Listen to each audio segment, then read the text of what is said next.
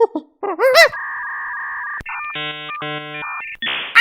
guys, it's Mr. Sean. Today's just going to be a quick video, one to announce the winner of our Alcinia Dimitrescu miniature giveaway from the previous 20th Lesser Known Lost Media celebration, and also a brief rant about a certain genre of horror that I find somewhat problematic, but not for the reason you might think. So yes, at some point in this video I will be announcing the winner, so just go ahead, watch the video. It will be a short one to see if you have won. But no, the genre we're going to talk about today is zombie films. And honestly, not just films, TV shows, video games, what have you. Now you might be thinking, oh, is it the gore? Is it the fact that zombies are more or less used as the one type of human-esque enemy that we can still, mindlessly kill? No, it's none of that actually. My problem with the zombie genre is that it no longer abides by its own rules. And while horror films especially do not need to make sense in a realistic fashion, there's always this thing that when you're going to present something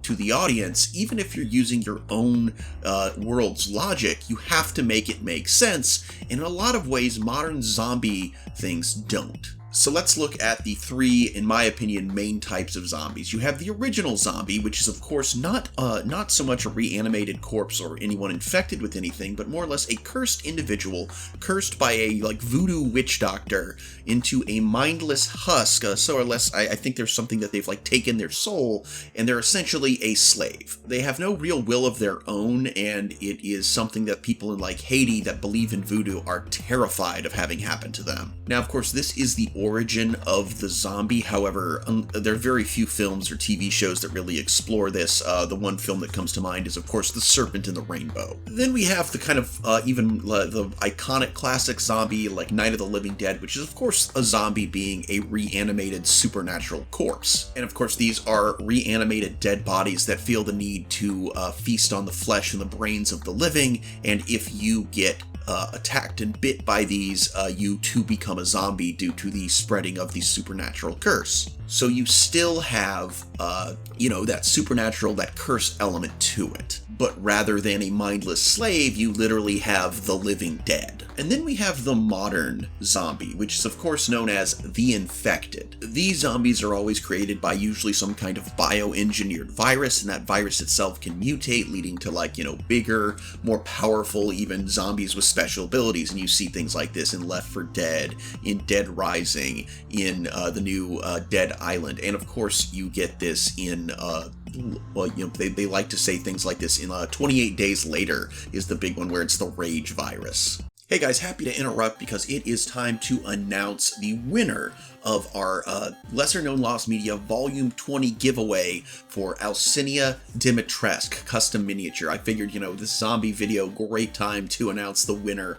of somebody who is in a franchise that it has evolved a bit from zombies, but it's a zombie series at its core. Alright, so without further ado, the winner of the Alcinia Dimitrescu custom Chimera miniature is Collinwood Resident. Collinwood Resident has been with the channel for quite some time, has entered many giveaways before, so I am happy to announce that you, sir, have finally won one of the giveaways. Thank you so much for sticking with the channel.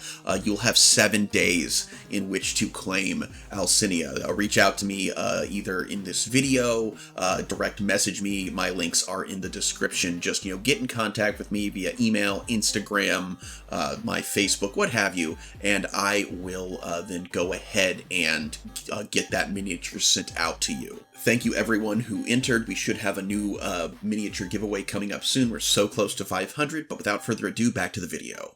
Now, you might be wondering why I didn't include The Walking Dead in that last category, and here is where my problem with it begins. Because shows like The Walking Dead aren't actually the infected, because they don't follow the same rules, or really any rules, that have been established in any 3 of the zombie type things we've talked about. So with the classic zombie, being as it is a living human being without a soul, cursed into becoming a mindless slave, they're still a human body. They still need to drink, they need to eat, they need to sleep, or if they don't, their body will perish. The Night of the Living Dead undead zombies are brought to life by a supernatural curse, and therefore, while they might be compelled to attack and feast on the living. It's more so done out of the curse turning them into a monster than any need for sustenance. So, if they weren't munching human brains, they wouldn't starve to death. They don't need food, they just attack people.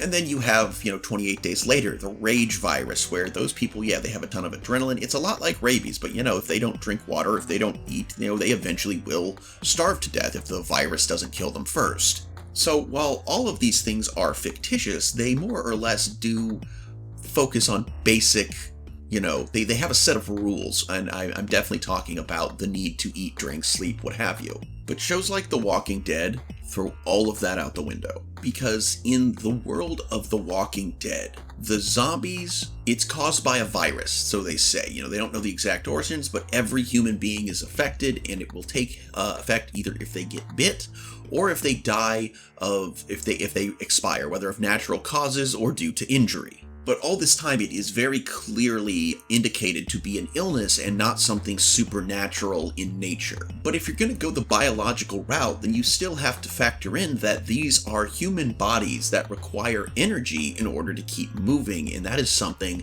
that The Walking Dead and a lot of modern zombie media forgets. A slight tangent, there was a parody film called Humans versus Vampires versus Zombies versus Aliens, something like that. I don't remember the exact order, but it was, yes, the zombies ate brains, but the brains actually kept them stupid. The longer a zombie went without brains, the more intelligent they became, which I thought was kind of funny, but I don't think that film didn't take itself seriously, so, we're not gonna use that as an actual example. But no, back to The Walking Dead. So, the only way that a Walking Dead zombie can expire is if you destroy their brain. And we have seen this in cases where, a zombie has lost its entire lower half, but it's still crawling around indefinitely, or someone, a zombie person is decapitated and their zombie head is still alive and presumably, according to the rules this world has established, would continue to stay alive had someone not put a sword through its brain. The character Michonne has, 2 zombie, more or less, bodyguards that she gets rid of their ability to bite and therefore their aggressive behavior by